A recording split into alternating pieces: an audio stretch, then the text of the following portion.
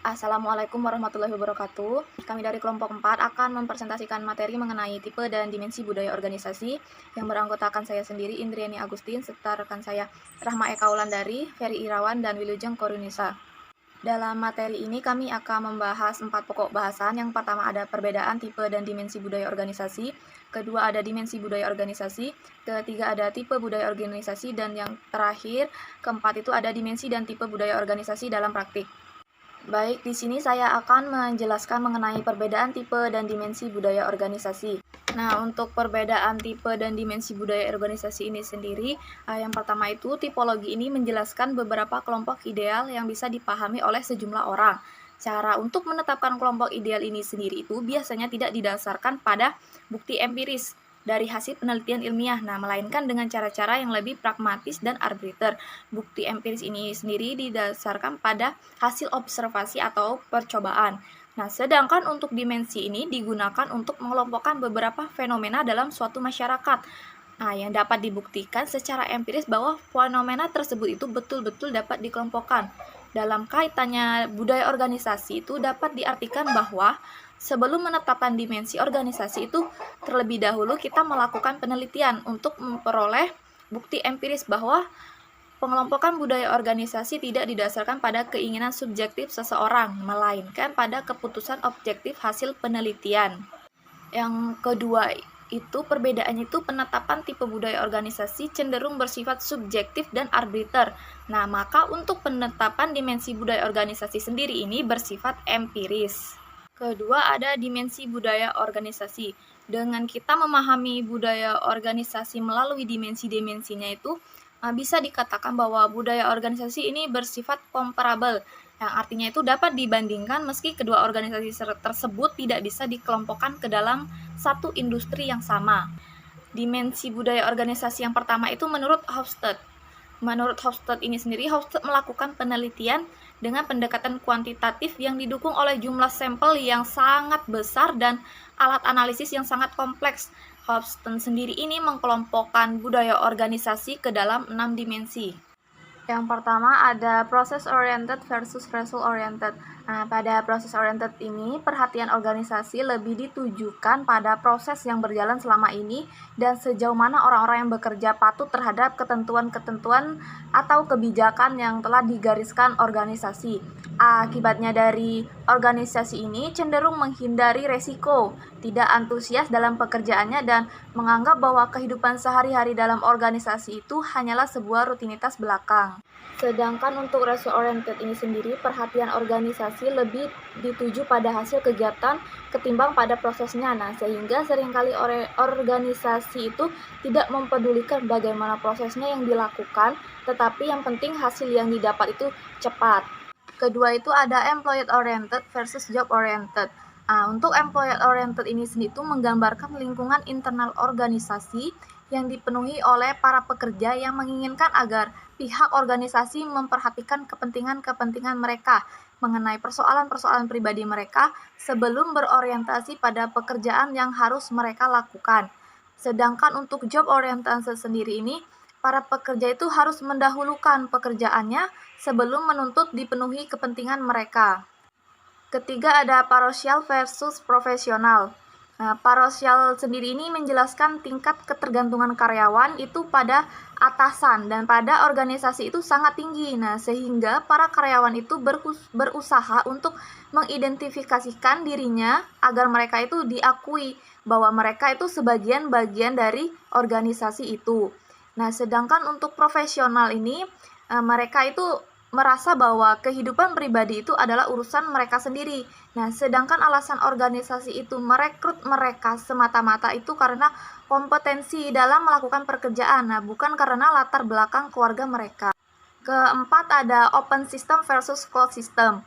Untuk open system ini cenderung tidak menutup diri dari perubahan-perubahan baik yang terjadi di lingkungan internal maupun lingkungan eksternal. Dapat dikatakan bahwa hanya butuh waktu yang singkat untuk mereka itu merasa cocok dengan kondisi organisasi.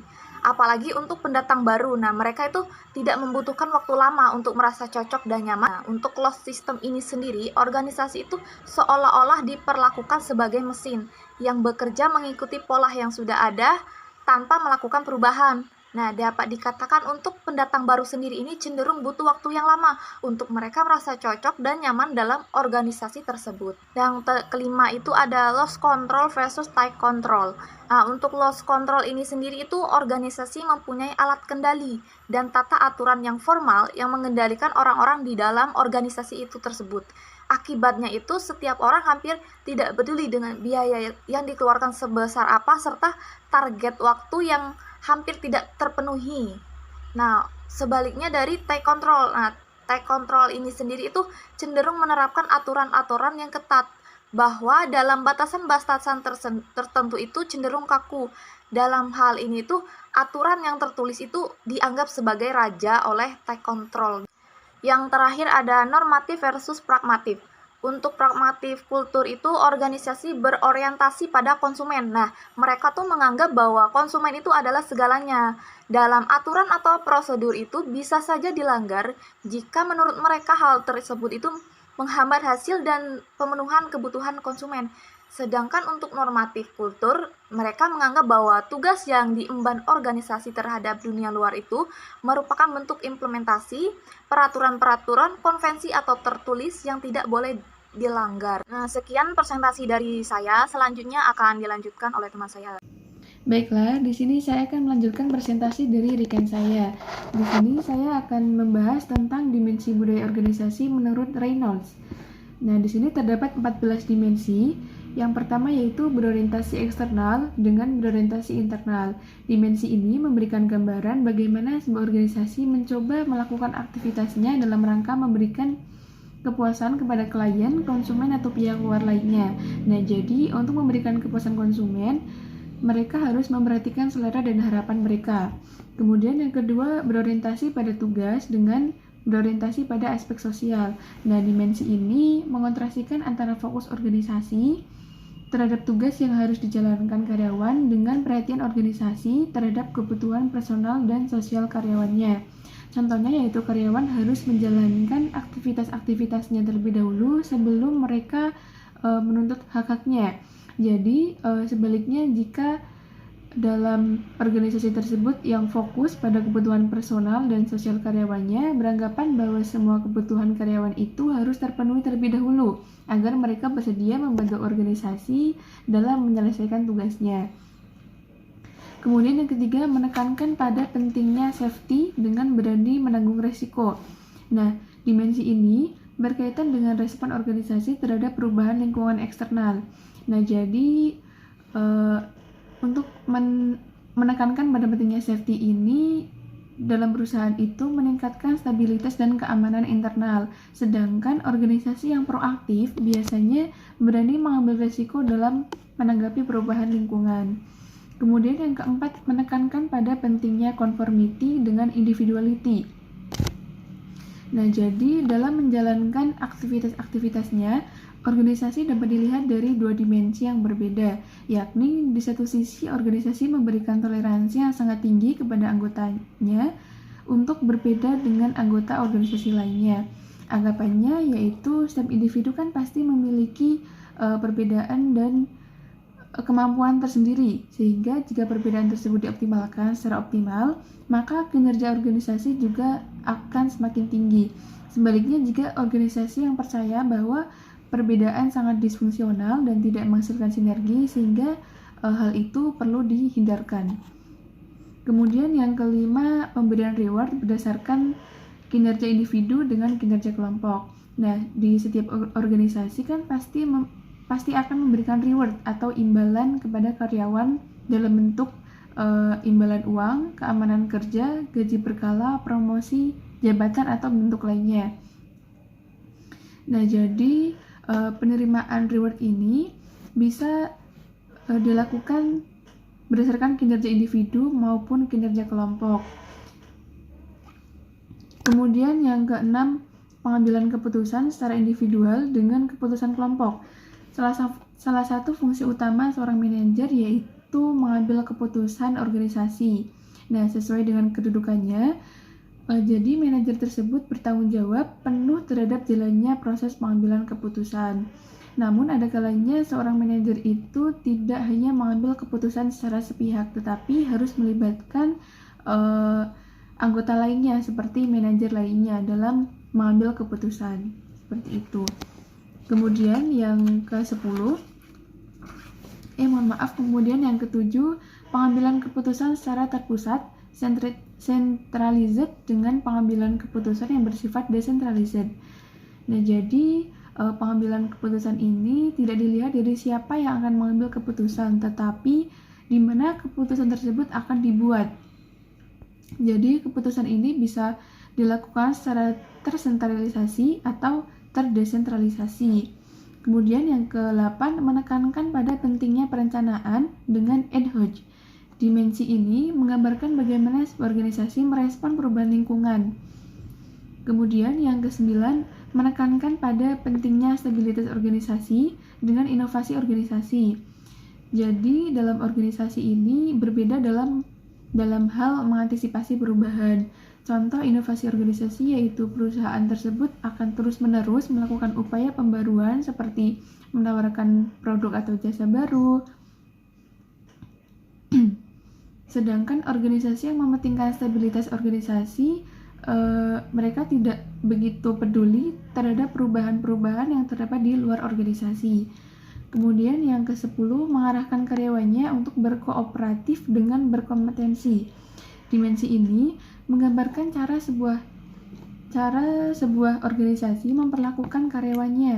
Nah, jadi di dalam sebuah organisasi ini perlu diperhatikan karena karyawan ini dituntut untuk bekerja sama dan dalam mencapai tujuan organisasi. Jadi tidak hanya organisasi antar organisasi saja yang berkompetensi, tetapi antar karyawan juga harus berkompetensi. Kemudian yang ke-11, menekankan pada pentingnya organisasi yang sederhana dengan organisasi yang kompleks. Jadi organisasi dipahami sebagai alat bantu untuk memenuhi kebutuhan-kebutuhan manusia yang seringkali ditata dan dikelola secara sederhana. Dengan suatu anggapan, fungsi organisasi sebagai alat bantu akan jauh lebih efektif. Jadi penataan pengelolaan ini sangat perlu diperhatikan karena untuk melibatkan banyak orang sehingga sangat perlu dipertimbangkan di dalam sebuah organisasi. Kemudian yang ke-12, prosedur organisasi bersifat formal dengan informal. Dimensi ini menggambarkan prosedur atau mekanisme kerja dan proses pengambilan keputusan. Terkait dengan dimensi ke-11 pada organisasi yang masih relatif muda dan kegiatannya belum begitu kompleks, maka seorang manajer ini dengan mudah dan secara langsung mengarahkan, mengatur, dan mengendalikan para karyawannya. Kemudian yang ke-13, menuntut karyawan sangat loyal kepada organisasi dengan tidak mementingkan loyalitas karyawan. Nah, jadi dimensi ini menggambarkan tinggi rendahnya tingkat loyalitas karyawan kepada organisasi. Jadi loyalitas ini sangat perlu dilakukan ya, sangat perlu diperlukan untuk sebuah organisasi karena tanpanya loyalitas karyawan akan kehilangan semangat kerjanya. Kemudian yang terakhir ada ignorance dengan knowledge. Dimensi terakhir ini berkaitan dengan sejauh mana karyawan mengetahui harapan organisasi terhadap karyawan tersebut. Jadi harus diakui bahwa tidak semua karyawan ini tahu apa yang harus mereka kerjakan, dan di dalam organisasi ini tahu apa yang organisasi butuhkan. Boleh jadi karyawan tersebut ini mengabaikannya karena enggan memikul tanggung jawab, tetapi sebagian karyawan sadar dan tahu bahwa organisasi mengharapkan kontribusi dan keterlibatan mereka dalam menyelesaikan persoalan yang ada di sebuah organisasi. Sekian presentasi dari saya. Terima kasih. Baiklah, di sini saya akan melanjutkan presentasi dari teman saya. Sebelumnya perkenalkan, nama saya Ferry Irawan.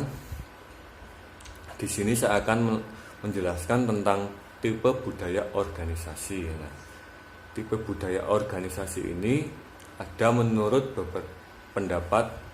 Yang pertama itu ada tipologi budaya menurut Roger Harrison. Nah, ini dibagi menjadi 4 dimensi.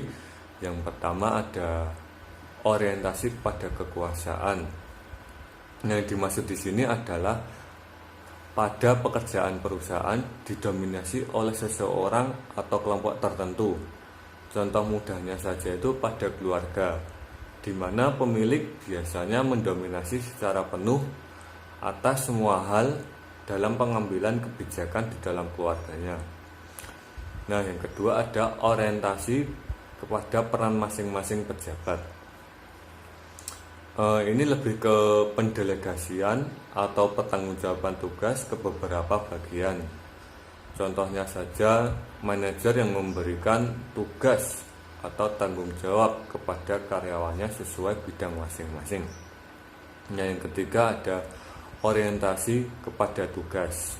Nah, yang dimaksud di sini adalah yang penting pekerjaan itu selesai, tidak peduli siapa yang mengerjakan. Contoh gampangnya saja itu manajer yang memberikan tugas pada karyawannya malam ini atau sore ini harus selesai. Bagaimanapun yang cara mengerjakannya bisa dengan cara bekerja sama dengan karyawan lain. Ya. Dan untuk yang terakhir ada orientasi kepada orang. Nah, budaya ini tidak bisa disepelekan dalam membangun kinerja organisasi. Nah, setiap individu itu pasti mempunyai potensi atau keahlian masing-masing. Setiap keahlian itu diperlukan dalam sebuah organisasi yang mestinya. Untuk selanjutnya ada tipologi budaya organisasi menurut para pengikut Harrison. Nah, ini dibagi menjadi 4 dimensi lagi. Untuk yang pertama ada power culture. Nah, power culture ini budaya organisasi di mana kekuasaan mempunyai peranan penting dalam mewarnai kehidupan organisasi. Nah, contohnya seorang pemimpin perusahaan yang mempunyai kekuasaan dan peran untuk mengatur kinerja karyawannya di dalam perusahaan itu. Nah, untuk kedua ada role culture. Role culture ini tipikal organisasi yang menuntut individu yang ada di dalam organisasi sesuai dengan posisi masing-masing. Contohnya, di dalam perusahaan itu pasti ada bagian administrasi, bagian keuangan. Hal itu disesuaikan dengan porsi atau posisi masing-masing. Nah, yang ketiga ada achievement culture. Nah, achievement culture ini digunakan untuk mengelompokkan organisasi yang lebih menekankan pada hasil yang harus dicapai. Nah, contohnya atasan yang memberikan tugas lembur pada karyawannya. Hal ini dilakukan agar tujuan perusahaan itu cepat tercapai. Nah, untuk yang keempat ada support culture. Support culture ini budaya organisasi di mana hubungan antar individu di dalam organisasi dan partisipasi mereka dalam pengambilan keputusan dianggap penting. Nah, contohnya atasan dan bawahan itu saling support lah, saling memberikan pendapat mana yang lebih dan mana yang kurang. Untuk yang selanjutnya ada tipologi budaya menurut Charles Handy. Nah, menurut Charles Handy ada 4 nama dewa yang disimbolkan sebagai ciri kepribadian manusia. Yang pertama ada dewa Zeus, yang kedua ada dewa Apollo, yang ketiga ada dewa Athena, dan yang keempat ada dewa Dionysus. Nah, di sini saya akan menjelaskan tentang dewa Zeus. Nah, dewa Zeus ini biasanya orangnya berbicara tegas, cepat, langsung to the point, dan membuat keputusan yang cepat. Bila mana dia berpidato, dia tidak perlu berlatih atau membuat naskah. Dia hanya perlu membuat catatan kecil yang intinya poin-poin saja.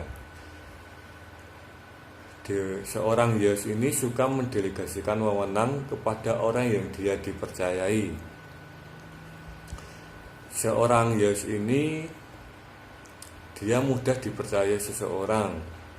Nah, untuk yang selanjutnya akan dijelaskan oleh rekan kerja saya. Di sini saya akan melanjutkan presentasi dari teman saya yang menjelaskan mengenai tipologi budaya menurut Charles Handy. Yang selanjutnya itu ada Dewa Apollo. Dewa Apollo ini adalah dewa ketertiban dan keteraturan yang disimbolkan dengan bangunan kuil zaman Yunani kuno. Organisasi dengan karakter Apollo ini adalah organisasi yang diidentikan dengan sebuah kuil yang kekuatannya sangat bergantung pada kekuatan pilar organisasi seperti fungsi, struktur, prosedur organisasi, dan pembagian kerja. Di dalam organisasi Apollo ini memberikan dampak seperti pola pikir para pemimpin organisasi yang mengikuti alur yang sama. Misalnya, seorang pemimpin hendak memecahkan persoalan. Yang pertama dia lakukan adalah menetapkan formula untuk memecahkan persoalan tersebut dengan mengidentifikasikan persoalan, kemudian membuat alternatif pemecahan dan mengambil keputusan, yang semuanya serba mekanis dan formal. Selain memberikan dampak, organisasi Apollo ini memberikan sisi baik adalah terciptanya stabilitas dan efisiensi organisasi serta dalam batas-batas tertentu keadilan. Dengan peraturan yang jelas, para pekerja akan memperoleh perlindungan dari kebijakan yang arbitrter seperti terjadi pada organisasi Zeus. Selanjutnya ada Dewa Athena. Simbol dari organisasi Athena ini adalah jejaring atau net yang melambangkan bahwa organisasi memiliki daya di berbagai bagian organisasi yang bisa digunakan untuk menyelesaikan persoalan organisasi dengan segera. Kemudian, sisi baik dari organisasi Athena adalah semangat tinggi di lingkungan organisasi bisa tercipta karena setiap orang mencintai pekerjaannya. Dengan begitu, mereka mau mengerahkan energinya untuk kepentingan organisasi yang didasari oleh sikap profesionalisme. Selain itu, organisasi Athena ini mempunyai sisi buruknya adalah costly karena biasanya mereka tidak begitu peduli dengan penggunaan sumber daya organisasi. Kelemahan lainnya adalah sulit mempertahankan energi tinggi para ekspertis. Organisasi yang selanjutnya adalah Dewa Dionysus, adalah dewa anggur dan nyanyian dengan simbol titik-titik yang tidak terikat, mengindikasikan tidak terjadi subordinasi antara satu pihak dengan pihak lain. Oleh karenanya, dalam organisasi model ini dituntut adanya saling percaya antara manusia dengan organisasi. Terdapat sisi baik dari organisasi ini adalah para pekerja bukan tidak mau mengorbankan kepentingan dirinya jika dalam persepsi mereka organisasi tempat mereka kerja sangat pro-people. Seperti semangat gotong royong juga menjadi salah satu kekuatan organisasi ini. Namun, di balik itu, karena tingkat altruisme yang begitu tinggi, sifat harmoni yang tidak dihilangkan dan kecenderungan mereka terhadap konflik avoidance, maka sulit bagi organisasi untuk berkompetensi dengan baik secara eksternal maupun internal. Selanjutnya, ada tipologi budaya menurut Cameron dan Quinn. Cameron dan Quinn memilih dua orientasi organisasi yang berbeda sebagai kriteria untuk menetapkan tipe budaya. Yang pertama itu, apakah sebuah organisasi lebih berorientasi pada fleksibilitas dan diskresi organisasi atau sebaliknya, pada ekstrim yang lain, lebih mementingkan stabilitas organisasi dan oleh karenanya menerapkan mekanisme kontrol lebih ketat. Yang kedua, apakah sebuah organisasi lebih berorientasi internal dan menjaga integritas organisasi atau pada ekstrim yang lebih berorientasi eksternal dan mengedepankan diferensiasi? Kemudian dari kedua kriteria tadi, kemudian diperoleh 4 macam tipe budaya organisasi. Yang pertama ada clean, yang kedua ada adocracy, yang keempat market, dan yang keempat ada hierarki. Keempat tipe budaya tersebut mempunyai karakter yang tidak jauh berbeda dengan karakter tipe-tipe budaya yang berorientasi pada konsepnya Harrison. Yang selanjutnya ada tipologi budaya menurut Dilkendi. Dilkendi adalah teoritis organisasi general awal yang memberi penelitian terhadap arti penting budaya organisasi bagi kehidupan organisasi tidak lama setelah isu tentang budaya organisasi muncul ke permukaan. Menurut Dilkendi ada 4 kategori atau tipe budaya organisasi. Yang pertama ada macho culture, yang kedua ada work hard culture, yang ketiga ada bet your company culture, dan yang keempat ada process culture. Pengklasifikasian budaya ke dalam 4 tipe ini ditentukan oleh 2 faktor, yakni tingkat resiko yang dihadapi oleh organisasi dan tingkat umpan balik yang diterima oleh organisasi. Dari keempat tipe budaya dan faktor-faktor yang mempengaruhinya dilukiskan seperti tampak pada gambar yang tersaji pada PowerPoint. Selanjutnya, ada dimensi dan tipe budaya organisasi dalam praktik. Penerapan dimensi budaya organisasi dalam praktik juga tidak berbeda dengan penerapan tipe budaya. Praktik semacam ini biasanya dilakukan manakala satu perusahaan mencoba membandingkan budayanya dengan budaya perusahaan pesaing. Sekian presentasi dari kelompok kami, kurang lebihnya kami mohon maaf. Wassalamualaikum warahmatullahi wabarakatuh.